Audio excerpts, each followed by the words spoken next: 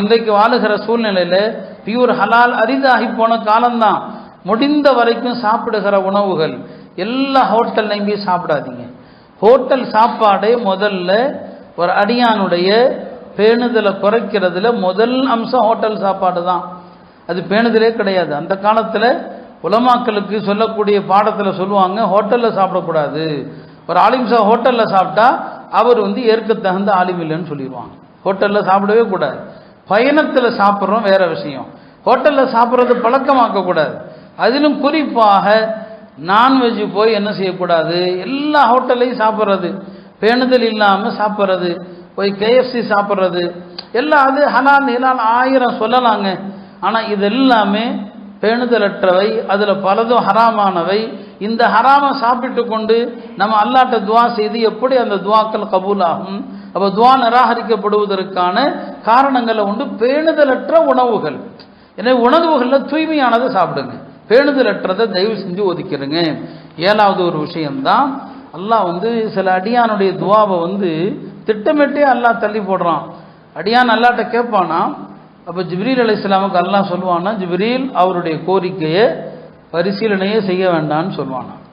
ஜிப்ரீல் கேட்பாங்க, அல்லாஹ் ஏன் அவர் எவ்வளோ காலமாக கேட்குறாரு?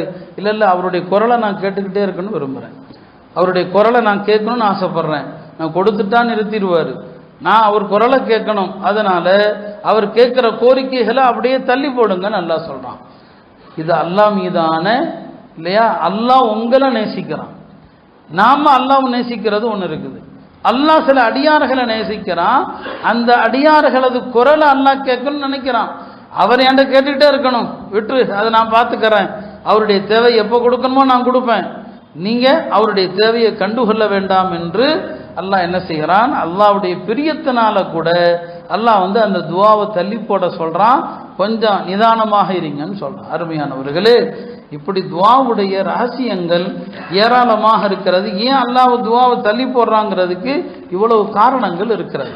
அருமையானவர்களே, துவா நம்ம விருப்பம் என்ன? நம்ம என்னதான் இந்த ரகசியங்களை தெரிந்தாலுமே கூட என்னுடைய விருப்பம் அதான், உங்களுடைய விருப்பம் அதான், நம்ம அல்லாட்ட கேட்கறது நடந்துராதா என்று ஆசைப்படுறதுல தப்பு இல்லை.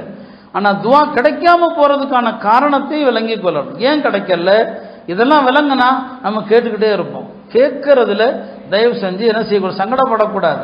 அப்போ துவா நம்ம கேட்கறது நடக்கணும்னு ஆசைப்படுறோம். அல்லாஹ் சில சந்தர்ப்பங்களை வச்சிருக்கிறான்.